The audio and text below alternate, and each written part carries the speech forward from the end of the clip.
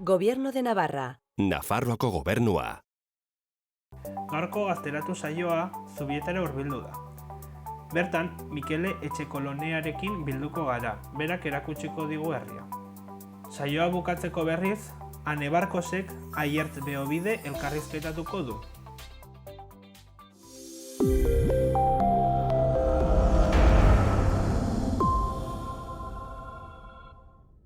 Bueno, eta gaurko gazteratu saioan, Zubietara hurbildu gara, bertan Mikele Etxekolonearekin elkartu gara, elkarrizketa egiteko. Egunon, Mikele? Egunon. Bueno, egiguzu hasteko zure buruaren inguruko aurkezpen txiki bat. Vale, bueno, pues ni Zubietako gazte bat naiz, ez dakit, zaila da definitzera, baina, bueno, kirola usain zaiona, Zubietan bizitza usain zaiona, eta, bueno, naturakin ere harreman sendo bat duen persona, gisa. Gainera txoritxo batek eran digu, gaur bidaia edo esperientzia polit batekin hasten zaela, ez? Bai, pena ematen du sorterria uztera, mino, ateri barra, gero bueltzeko. Ederki, bueno, hasiko gara elkarrizketarekin. Konta iguzu, Zubietaren inguruko informazio orokorra edukitzagatik, non dago kokatuta? Bueno, Zubieta Nafarroa iparraldin kokatu dago, Malerreka izeneko eskualdin, eta horixe, 300 biztanle inguru dauzki, ezagit gutxi gora bera zenbat, baina horixe. Eta hauetatik gazteak zenbat izango ziren, gutxi gora bera? Bai, guain azken urteetan ume bastante jaio dire eta badago heldua generazio potente bat, zehaz mehat ezakit esaten zenbat gazte, zenbat ume. Egon du guain bai igual, nera dina 2000 ingurun, bai badago utxune bat, ni bakarra naiz, badago ingurun inor ez dagona. Hor, pixot utxune gero ja heldu da. Orduan zu bakarrik, baina denekin.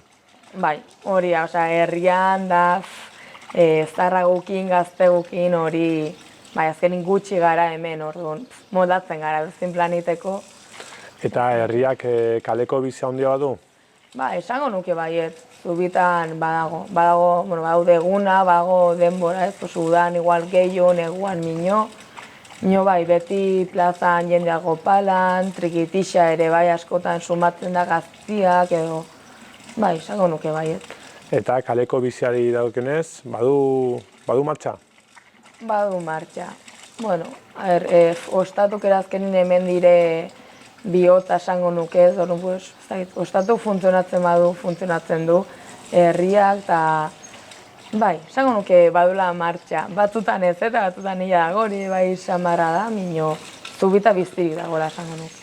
Nabaritzen da, asteburu eta astetarteko ezberdintasuna edo, oporregunak, uda eta urtean zarreko bertze fetxa horiek? Bai, asko. Bai, badago ere bai, jende asko igual biziena hirian, eta gero bueltatzen den asteburutan, bai lanangatik, edo bai ikasketangatik, eta bai, hori bai, esango nuke, asteburutan eta udando festibotan denbora, jende gehiago ibiltzen dela. Gazten artean, ze hizkuntzetan solatzen zarete? Euskara. Bai, Zubietan euskaraz bizi gara, bai. Beti igual badago norbait kanpotik torria, eta orduan igual betiko gauzak ez. Guain igual umin hartin ere bai nabaritzen dena, gulen txikitan euskaraz justen ginula telebista, marazki bizidunak, guain apenas daude. Orduan igual horrek bai umin hartin gehiago bultzatu dula erderara jotzea, mino bai, euskara markatzen da hemen. Ikasketei dagokienez, bertako haur eta gazteek nola egiten dute prozesua? Ez aukera dituzte? Zubietan ez dago, garai batin egon duzten eskola, gero guain dela urte gutxi egon duzten berriz sortzeko puntun, baina, erratiu goio zituzten azkeneko momentun, orduan, badotxugu bi aukera. Itxunan daukigu eskola txikia eta bestela Doneztun ja eskola handigoa dena. Hor, lehen hezkuntza eta aurre hezkuntza itera, gero Doneztora DBH itera, eta gero, hor ja bideak desberdintzen dire, mino nahi dunak batxiller edo zikloren bat doitera Elizondora edo bortziritara. Berara. Berara, hori, lekari. Eta gero ja unibertsitatera joateko ja kanpora, ez, Hor hirietara. ja kanpora, bai. Hor ere notatzen da, askotan gaztiak egiten dugu kanpora unibertsitatea ikastera, Iruña, Donosti, Gasteiz, Bilbo, eta hor ere askotan astin zehar, gazte kopuru bat falta izaten da horregatik, ikasketan prozesungatik. Eta hizkuntza ereduetan, imaginatzeu eredua izango dela, ez? Lehen errandu zuen bezala, hautatuena. Bai. Eta gazteek badute lan egiteko aukera? Lana, hemen lana, diru gabeko lana ausarki da berri hontan, nino. Bai, esango nuke ez dugula problema hori gaztin hartin. Nahi izan ezkero, nik uste eskualdin, guain igual turismoa ere aida areagotzen, turismo ingurun ere beti igual sortzentxu ez, hor dago betiko kontrasana, igual sortzentxu ere lanpostu batzuk, fabrikak txugu ere bai, onduan, Leitzan, Lekarozen, ostalaritzan ere bai, ostalaritzazkenin indarrin dago, gure eskualdin, orduan. Dantzarinako benta famatuak? Ere bai, hori da beti azken aukera bezala, ez? Azken aukera do lehenbizkoa, erdian inoiz. Zeran hori publizitatea hartzen digute eta gero ja... Barkatu. Egia esan barra da hemen. Eta kirol kultura arloan zaukera ditugu? Malerreka esango nuke bastante hila dagoela kultura arlotik. Kirola, futbola, gehiena ez, hegemonia, futbola eta pilota, gero mendia ere bai, azken hemen mendia badugu, baina hori ja gehiago igual bakoitzak bere bola daitekoa. Gimnasioa ere bai guain patu dela, modan, gauza gehiago igual donez oso sortzen dela, erdigunea, eta kultura arloa, bai badaude igual bertsolaritza eskolak, eta esango nuke bastante hila dagoela Malerrekan, ez dagoela kultura... Dantzak, ez? Dantzak, ere bai, musika eskola, bai badaude, baino... igual aisialdin joateko hitzaldi bat, erado kontzertu bat, erado murriz xamar, usten dut Malerrekan.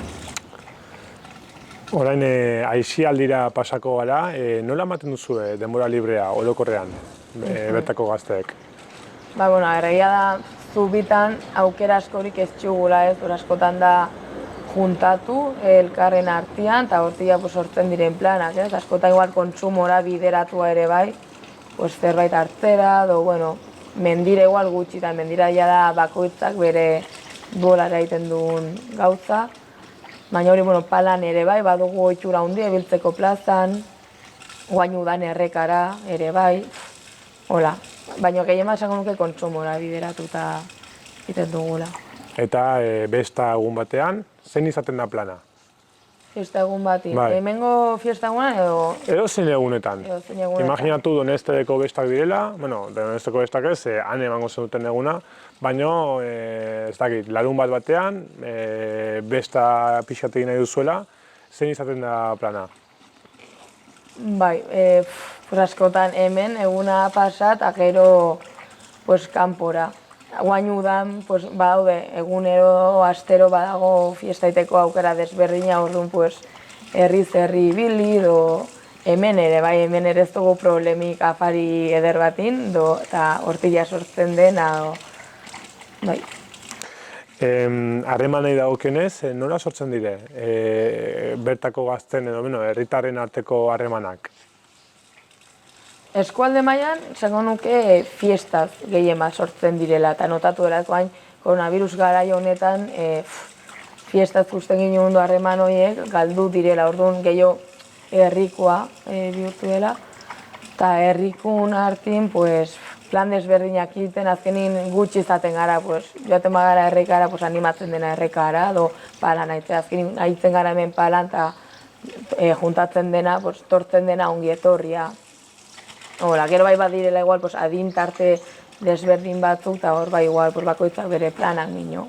Orduan, kanpotar bat etortzen den hemen palan jokatzera, ongi etorria da? Ongi etorria, zubita hortako denak hemenak hitzen dute, denak ongi etorriak, bai. Gonbidatuak. Hori da. Eta geografikoki bertze zelekutako jendeakin harremantzen da, zubitarra?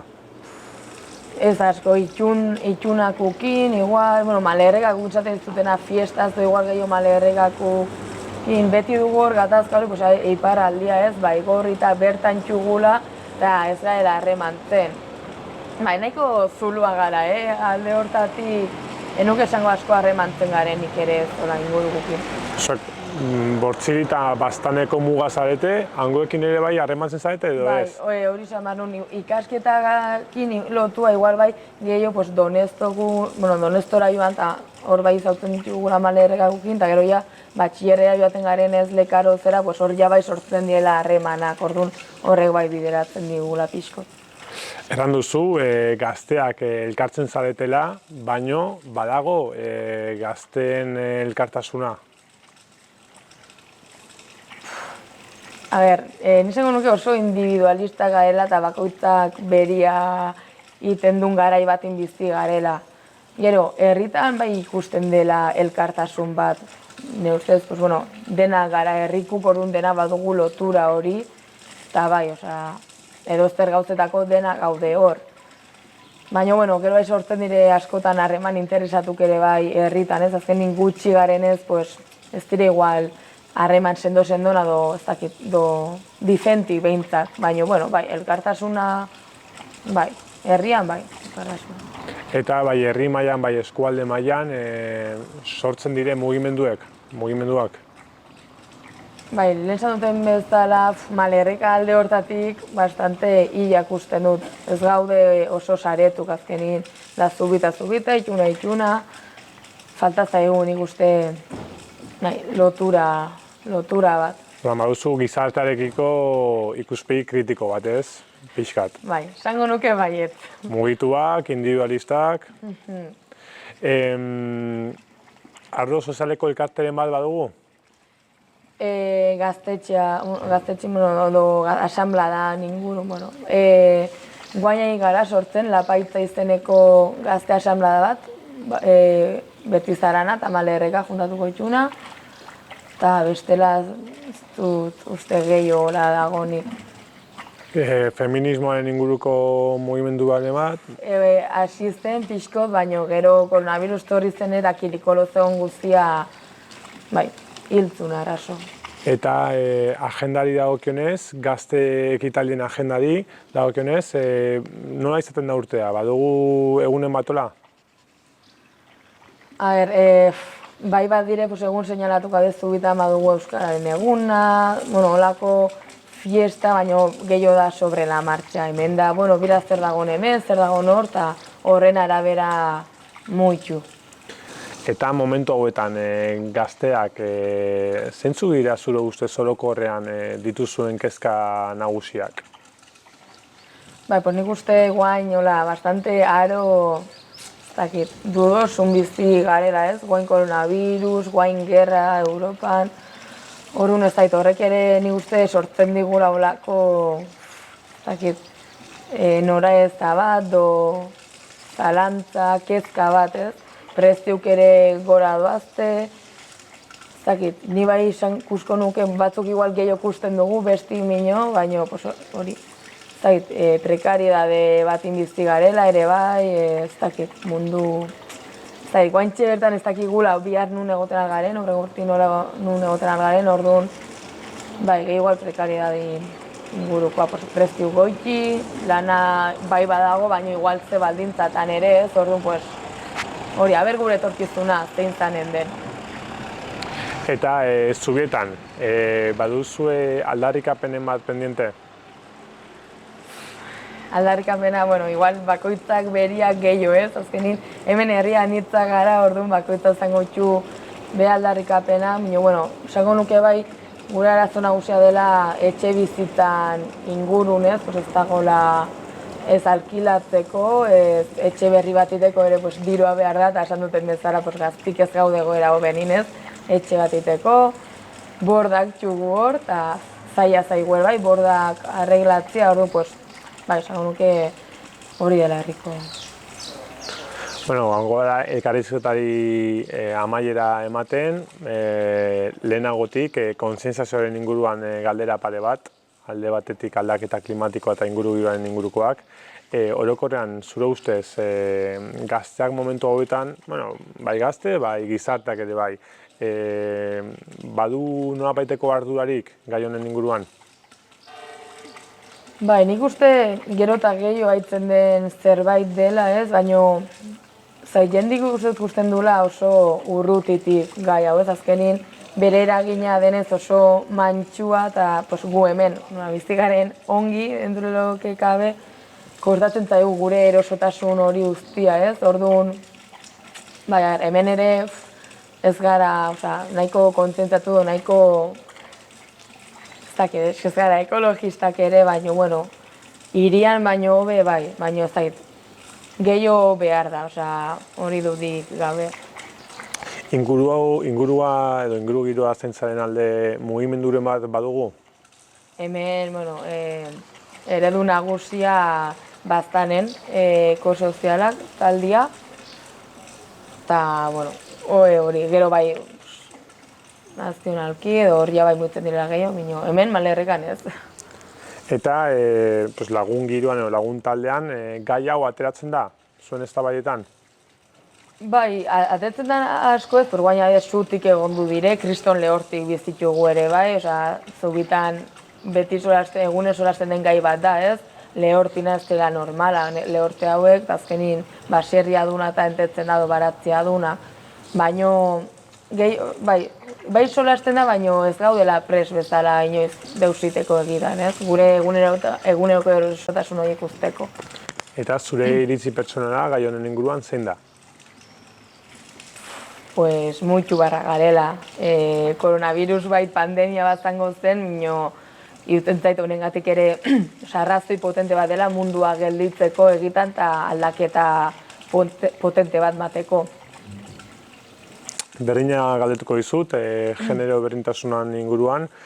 Zikuspi duzue gazteok emakume eta gizonen eskubide berdintasunaren inguruan? Nik uste feminismoa guaina idela gehiago bihurtzen igual moda bat, edo zetorian ere beldura, ez guain igual eskolatan eta bai gehiago da sartzen feminismoa eta oso barneratua dugu denak teoria ez, baina gero eguneroko praktiketan kostatzen zaigu asko eta gehien bat hemen gure herritan guain oso atzeratu hau eta malerrekan, esango nuke años luz feminismotik gaudela.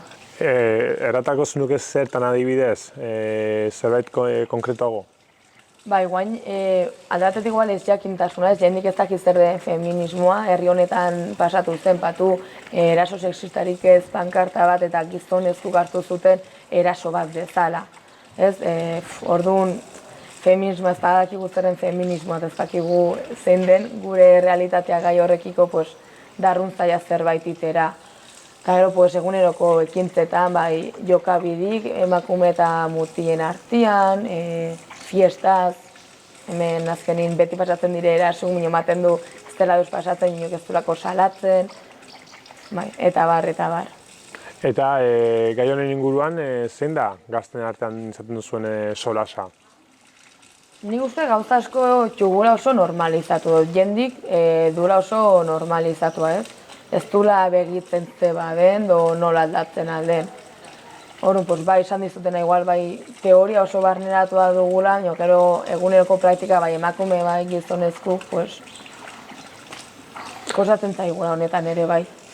Eta orain bai, bukara emango dugu saioai, baina lehenagotik, herriaren inguruko informazio pixka gehiago, zure ustez, zeintzuk dire zuretako txokori politenak? Galdera zaila hau bai, txoko asko. Nizango nuke irotza bala, hangoian dagoen mendi bat, da hola, maten du auzo txiki bat dela, eta hori hola esategatik erreka bat eroi bat duguan, politia, baina hori ez du zango xetasun gehiokin bestela jende asko torko da.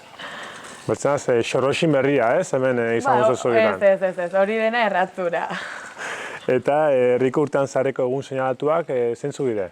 Inotik urtarrila bukaeran, fiesta, guantxugula ere bai, abuztun, euskararen eguna, txugor egun batzu, inotik.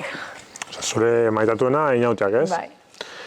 Kanpoko bateri, zer errango zenuke zure herriaren inguruan, kontu emateko zein duen xarma edo duen esentzia hori? Pues guainik lurrakin o naturakin harreman bat duen herria dela, esango nuke, mantentzen dirako ez baserrik. Gaztin ingurun bizik dagoen herri bat dela, tortzekin jendea dena direla ongi etorri eta lehenbizko solasa behinpin mango diegula. Eta hori, ez dakit, bai, polita dela, zubita eta jende jatorra gaudela. Eta ongi etorriak jendeari? Bai. Bai, baino justo, ez? Segun ze jende minio, bai, zubita, hortako. Eta kanpoko lagun bateri, egun bateko plana proposatu beharko zenioke, zen izango zen? Mendi buelta bat, edo zein menditatik, mendi buelta bat, eta gero erran joan paella on batean. Oraino zera, hemengo elkartea? Hemengo ostatua. Ostatua. Bai. Barkatu. Eta orain bai bukatzeko, zuri ja hobek ezagutzeko, galdera motz batzuen bitartez, galdera batzuk egingo ezkizut. Bidaiatzea gustoko duzu? Bai, guain hor kontraesanetan nago bidaiatzikin, esango nuke bai ez, guain ez, banuaie, guain ez gustatzen, bino, bai. Eta ze lekutan egon zara? Euskal Herrin txoko desberdinetan bizikleta hartuta indut, Alforgeo, Europatik ere bai, inun Interrail, eta kanpo Marraketxe egon du naiz, eta guain, Argentina izautuko dut. Hoi da, orain Argentinara bazoaz, ze leku gehiagotara joatea gustatuko lizaizuke? Guain zaiten zait hori, eta guain edo zubitan egon, eta jazta. Baina, nik uste hola, edozein txoko daukila zer eman orduan, sobre la marcha, ez dut hola. Bueno, Afrika baina edo izautu. Mendia edo hondartza nahiago? Mendia. Eta hiria edo herria? Herria. Bizitokiak eman dezake bizipoza? Dudik gabe. Lasai eta ongi egoteko toki edo leku sekretu bat? Mendia. Lasai egoteko edo bizipoza izateko egoera bat? Kontzertu bat haitu. Irakurtzeko liburu bat? Papenian. Filme bat? A ver, dut betatzen pixkot.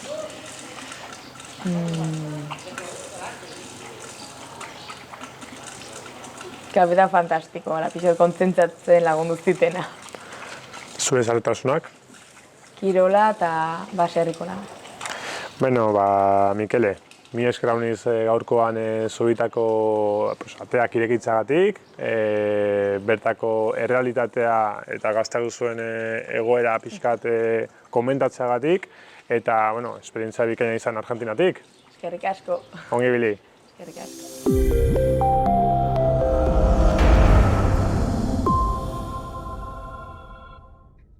Egun hona jertze moduz. Egun ondo ametxe, lan. Zugatik dantza konpainiako zuzendaria zara, ezta? Orduan, konta eguzu, zer da Atik dantza konpainia? Zer da Atik? Galdera zaila. Atik dantza konpainia da hemen Gipuzkoan lan egiten dugun konpainia humil bat. 2011an hasi ginen elkartzen eta sorkuntzak egiten. Eta, urteak urte, joan gara gure ibilbidea egiten. 6-7 bat ikuskizun ezberdin eskaini aurkeztu ditugu. Eta, pixkanaka eraldatu gera, ez? Hasiera bai ginean nolabait euskal dantzak eta dantza garaikidearen uztarketa horretan abiatu genuen konpainia.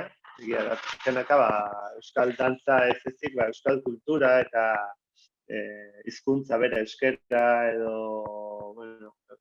euskaldunon izakera saiatzen garela mantentzen gure ikuskizunetan eta identitate hori mantentzen.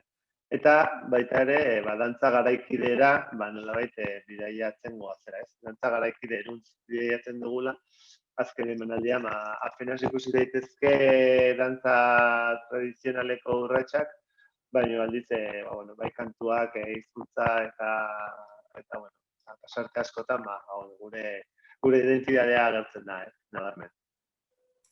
Eta nolakoak dira nolabait zuen ikuskizunak, esaten duzun moduan nolabait euskal kultura tradizional horren eta garaikidearen arteko zubia egiten saiatzen duzu ez da, baina nola eraman daiteke hori nolabait eszenatokira? Bai, bueno, bide ezberdinak aukeratu ditugu, gure lehenengo emanaldia eta azken aurrena, herrimak oinetan izan zena 2012an eta 2019an bi oinetan izan dena, bertsolaritzarekin uztartzen dugu dantza, bertso saio batean jartzen dugu dantza emanaldia, eta azkenean horrek egiten digu lotuarazi. Hor, bai, agertzen dira euskal dantzako urratsak, baina azkenean dugunean gai bat edo zerbait kontatu nahi hori, mugimenduak beste bide bat hartzera eramaten gaitu, adierazteko ikusleari entzuten ari diren hori, ere irudietan ikusteko, eta hor goaz egiten esperimentu bezala, hasten gara hor frogak egiten, eta azkenean iristen gara gure hizkuntza edo hizkera hori, sortzera emanaldi bakoitzean, beste euren batean egin dugu, itxaslapurrak edo itxasoko bizitza kontatzen zuen beste emanaldi batean egiten genuen irudikatu nola ziren garai hartako portuak, nola etortzen ziren bizkaitarrak eta gipuzkoarrak eta lapurtarrak eta nafarroak eta baita iparraldetik ere zetozenak eta nola nahastuko ziren kulturalki, bai hizketan, baina ere dantzan, mugimendu aldetik, eta hor saiatzen gara pixkanaka gure irudikapen hori, gure irudimen hori sartzen emanaldiak eginez, eta oso bide polita da azkenean. Emanaldi bakoitzak baduzu zure ideia eta proiektua, baina ez dakizu inoiz non bukatuko den, eta bakoitzak bere bidea hartzen du, eta bere esentzia, ezberdina. Eta herrimak oinetan lehenengo ikuskizun horretatik, 2012an izan zena, nolakoa izan da zuen garapena urte hauetan zehar? Bai, hasi ginen oso umilki, emanaldi txikitxo bat eginez, eta egia esan oso erantzun hona izan zuen emanaldiarek. 50 bat saio eskaini genituen emanaldiarekin, eta gaur egiten zen gure lehen esperimentutxo hori, nola eraman bertso saio bat dantzara, eta azkenean bertsolaritza dituen ariketak, jokoak, binakak, puntu erantzunak, eta baita gauza serioak eta baita gauza humorezkoagoak egiteko aukera horretatik abiatuta. Oso erantzun polita izan genuen, eta hor martxan jarraitu genuen. Ondorengo urteetan, Ilargiren Malkoa izan zen, ustute bigarren lana, hor beste sortzaile batekin egin genuen elkarlana, bera Vitali Safronten, gure laguna da, eta bera bizitza balete konpainiatan eman zuen, eta batzuen kontakizun batekin nahi zuena hemengo konpainia batekin, izan zela bere senarra Ikerren osaba baten goilmendizalea zan bera, eta erori eta bizitza baldu zuen, eta nahi zuen koreografia hori kontatu, emanaldi batean, eta gurekin kontatu zuen, eta hor izan zen Ilargiren Malkoa, gero ipatu da bezala itxaslapurrak, goaz, aurkitzen proiektu berriak hormek diote, proiektu oso polita ere egin genuen 2016an, hemen Donostiako kultur hiriburutza zela eta hor ere aprobetxatu genuen kultur nasketa hori eman nahi zuela, sortzaile ezberdinekin, berriro errepikatu genuen Vitalirekin, Iker Arrue izan zen orduan ere, beste sortzailea, eta horre egin genituen lehenik kalean Donostia inguruan espazio ezberdinetan sorkuntza ezberdinak, bai dantzarekin eta baita ere artista plastikoekin, hormek diote azkenean mural batzuek sortzen hasi zen proiektu hori, eta gero mural horien esanea eraman genuen guk dantzara, ez? Eta horren lan guzti hori emanaldi bakar baterako ez ustearren, 2017an eraman genuen aretora guztiak, egin genuen horrek diotea antzokiko formatoan, eta bildu genituen horko lan guztiak, eta egia esan lan handia izan zen, eta oso polita. Oso emaitza ikusgarria izan zuen. Hurrengo urtean, la UM gure pieza kutxun bat da, emakumearen ahalduntzeaz hitz egiten duena, uste dute, gizarteko esparru guztietan emakumeak nolabait baztertu edo gutxituak izan direla, baina ez badirudi ere dantzan ere, horrela da. Eta dantzako taldekoek nolabait izan zuten bultzada, horri buruzko gogoa eta egiten zuen pieza bat egitea, eta egia esan oso da. Bidai polita egin dugu, izan dugu aukera gure mugetatik kanpo ateratzeko, izan gara jaialdi ezberdinetan, bai Espainialdean, Bartzelonan, eta baita Frantzian, Parisen izan ginen pasaran udaran, eta egia esan lan kutxuna dugu, hori la UM. 2019an herrimak bi oinetan egin genuen, lehenengo gure emanaldiak hainbeste arrakasta izan ondoren, edo, sentsazio hori genuen guk, uste genuen zegoela, bertso saioak errepikatzen diren moduan, eta bakoitza ezberdinaren bezala, guk ere esperimentu hori berriro egiteko probatu genuen. Baina esango nuke, bai, iaz edo aurrekoan izan ginen Iruñan, emanaldi honekin, Nafarroako Antzerki Eskolako aretoan, bertso aroaren barruan, eta oso berriro ere, orain bai aukera etzanen esperimentua, genekien nola funtzionatuko zuen, behintzatze nundi jo ideiak, eta egia esan, buelta berri bat eman ginen lanari, eta moren ere, 50. emanaldia egitera goaz, ere, orain uztaian egongo gara Euskal Herria Zuzenean Festivalean, egongo gara Irisarrin, eta baduzko emanaldi gehiago, jartzunen, eta baita Bizkaian ere uda honetan, hor jarraitzen du lanean emanaldi horrekin. Eta gure azken proiektua da ur bizitan, bai? Egin nahi izan dugu nolabait galdetu gure buruari edo gure inguruari edo ikusle datorren guztiari garapena nora goazen, ez? Garapen gurpilonek eta zeleku ditugun gure natur inguruak, ez gure natur eremuak. Guzti hau gainera apiztu zen gure senide batzuen, baserri batean bizi ziren ez jabetzaren ondorioz, ez sortu zen ideia guzti hau. Eta egia esan, lan sakona eta polita da, egin ditugu bi bertsio, bat ur soilen kalerako eta erakusteko errex izan dadin, bertsio motz bat, eta hori aurkeztu genuen iazko Leioako Umore Azokan, eta horten ere izan ditugu emanaldiak, eta uda honetan ikusteko aukera izango da. Eta beste formatua izan da gure erronka, azken urteetakoa. Dela, ur bizitan, aretoko ikuskizuna eta ordubetekoa eta musika zuzenean duena.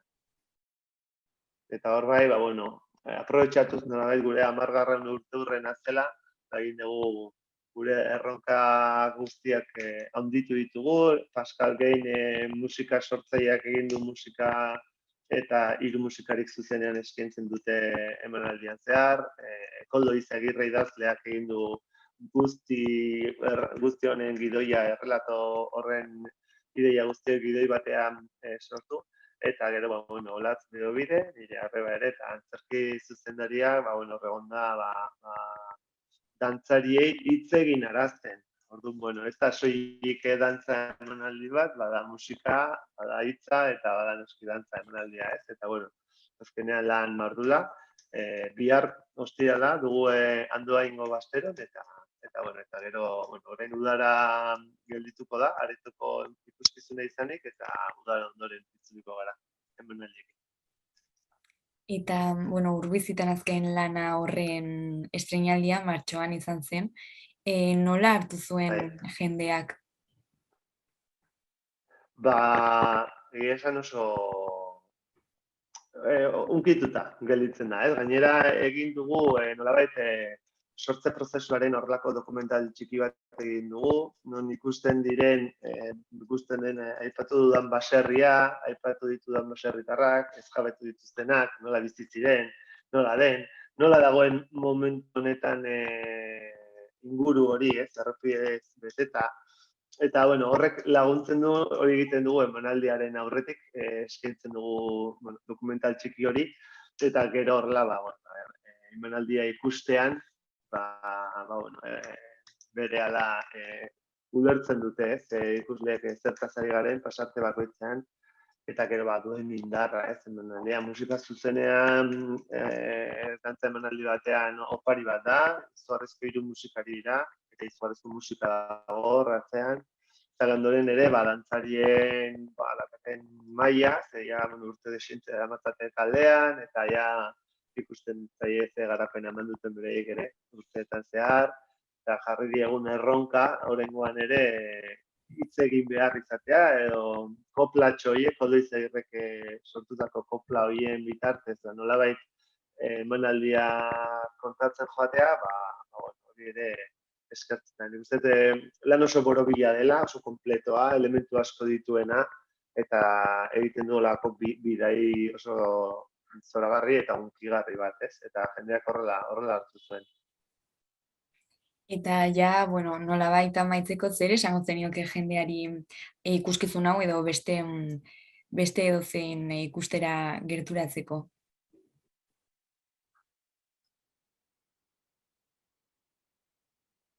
Gu azkenean esan edo nori saiatzen garela, ez da, gure bihotzetik eta gure irudimenetik egiten ditugun lanak, nolabait ere gertutasun bat edo bilatzen dugula ikuslearekin, ez? Ez ditugula egiten ez da lan abstraktoak eta kontzeptualak, baizik eta, badutela bere narrazioa, badutela bere kontakizuna, eta arte biziak dutena da, emozionatzeko duten gaitasuna, parre egiteko duten gaitasuna, eta serratzeko ere, nolabait hori gorputzak eskertzen duela bizitzea, ez? Eta horrelako gauzak ikustea, gonbidatzen ditut edonor, uste bidai interesgarriak direla, pantailetan bizitzeko eta sentitzeko gai bagara, zuzenean askoz ere gehiago, eta gomendatzen diote da hori. Eta orain bai, amaitzeko, Aier, ezakit zerbait gehiago gehitzea gustatuko litzaizuken, edo zerbait gehiago esatea? Ez, esan dugu, uste dut dena, ez? Hau da gure ibilbidetxoa, konpainia humilagera egiten dugu lan sorkuntzaz gain, ere, formakuntzan, mediazioan, sensibilizazioan ikastetxeetan, gaude orain egiten horrelako jarduera ezberdinak, dantza normalizatzeko, ez? Gerturatzeko eta gazteak ere, dantza gertu ikusteko, ez ikusteko zerbait ez elitista, zerbait arraroa bezala, baizik eta, denontzako gertukoa den zerbait bezala, ez? Ulertzeko gazteak, eta, hortan saiatzen gara. Mi esker gurekin hitz egiteagatik.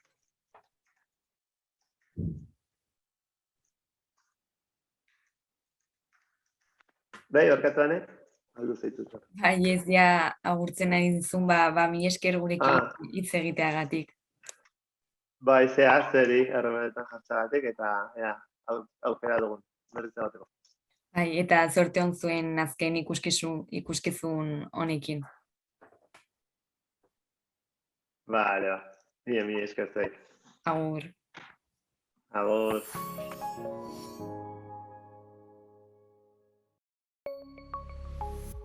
Gobierno de Navarra. Nafarroako gobernua.